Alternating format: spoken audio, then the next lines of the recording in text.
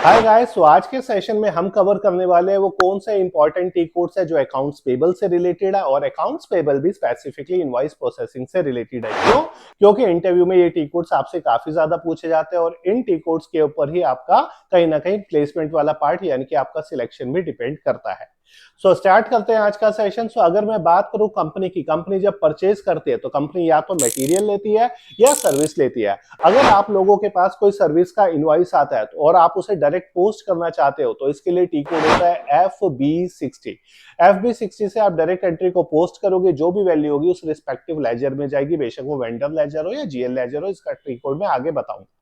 और अगर कंपनी कोई मटेरियल ले रही है यानी कि मटेरियल परचेज कर रही है तो इसके लिए टी कोड होता है MIRO, जिसे हम मायरो भी कहते हैं। अगर आपके पास कोई मटेरियल का इनवॉइस आया और उस मटेरियल के इनवॉइस को आपने वेरीफाई भी करना है यानी कि उसका 2 वे मैच करना है, 3 वे मैच करना है, तो उसके लिए आपको परचेज ऑर्डर चेक करना पड़ेगा, जिसके लिए टी कोड यूज होता है ME23N। अगर मैं कहता हूं आप किसी मैन्युफैक्चरिंग कंपनी में काम कर रहे हैं, मैन्युफैक्चरिंग कंपनी के अंदर जनरली जो प्रोसेस होता है वो पार्किंग एंड पोस्टिंग का होता है, यानी कि आप इनवॉइस को पार्क करते हो, आपका मैनेजर उसे रिव्यू करके पोस्ट करता है। अगर कोई सर्विस का इनवॉइस आया है, आपने उसे पार्क करना है, तो इसके लिए टी कोड होता है FV60। FV60 के बाद आपका मैनेजर उस इनवॉइस को रिव्यू करेगा कि आपने जो डिटेल्स डाली है वो करेक्ट डाली है या नहीं डाली, और जब वो सारी चीजें इंश्योर कर लेगा, वेंडर ठीक है, अमाउंट ठीक है, टैक्स डिटेल ठीक है, कॉस्ट सेंटर ठीक है, जीएल ठीक है, और जब वो इसे पोस्ट करेगा इसके लिए वो टी कोड यूज करेगा FBV0। चलते हैं मटेरियल पे। अगर मटेरियल का इनवॉइस आता है, हमने उसे पार्क करना है, तो उसके लिए हम टी कोड यूज करेंगे MIR7।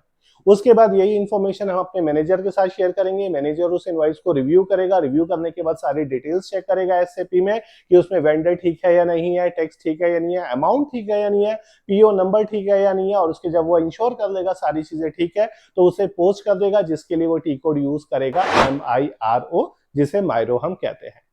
अगर आप किसी इनवॉइस को डायरेक्ट पोस्ट कर रहे हो और वो इनवॉइस जो है सर्विस का इनवॉइस है, आपने अब क्या किया, जब पोस्ट किया तो वो गलत पोस्ट हो गया, आपने उसमें वेंडर की डिटेल गलत डाल दी है, जीएल गलत डाल दिया है, अमाउंट गलत डाल दिया है, डेट गलत डाल दी। इस केस में आप इनवॉइस को रिवर्स करोगे। जनरली रिवर्स करने का राइट मैनेजर के लिए होता है, जिसके लिए वो टी कोड यूज करता है FB08। और अगर सेम मिस्टेक आपसे मटेरियल के इनवॉइस में होती है, आपने पीओ नंबर गलत डाल दिया, टैक्स डिटेल्स गलत डाल दी, डेट्स गलत डाल दी, तो ये भी रिवर्स होगा MR8M से, जिसका राइट जो है वो मैनेजर के पास होता है।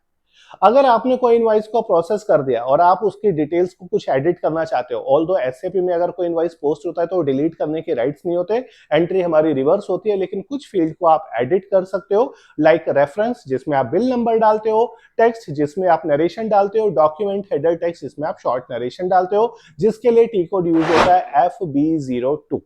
और अगर आपने सिंपल एक एंट्री को पोस्ट किया और आपने उसकी डिटेल्स चेक करनी है कि आपने क्या उसकी एंट्री करी है, जिसके लिए टी कोड यूज होता है FB03।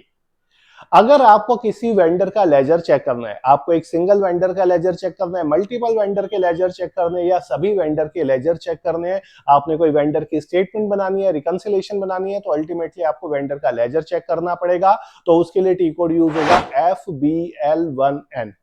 सेम अगर आपको किसी लेजर का, जीएल का, अगर आपको कोई जो है डेटा चेक करना है, आपको देखना है कि मेरे प्रिंटिंग चार्जेस कितने बुक हो गए, इलेक्ट्रिसिटी मेंटेनेंस में कितना एक्सपेंस गया है, मेरा जीआरएन कितना बुक हो चुका है, तो इन सारी चीजों के लिए जो टी कोड होता है वो होता है FBL3N। इससे हम वेंडर का FBL1N से और जीएल FBL3N से हम चेक करते हैं। कंपनीज के अंदर जब वेंडर क्रिएट होता है, इसके लिए अलग डिपार्टमेंट होता है, लेकिन इंटरव्यू में पूछा जाता है जब वेंडर क्रिएट करते हैं हम कौन से टी कोड से करते हैं।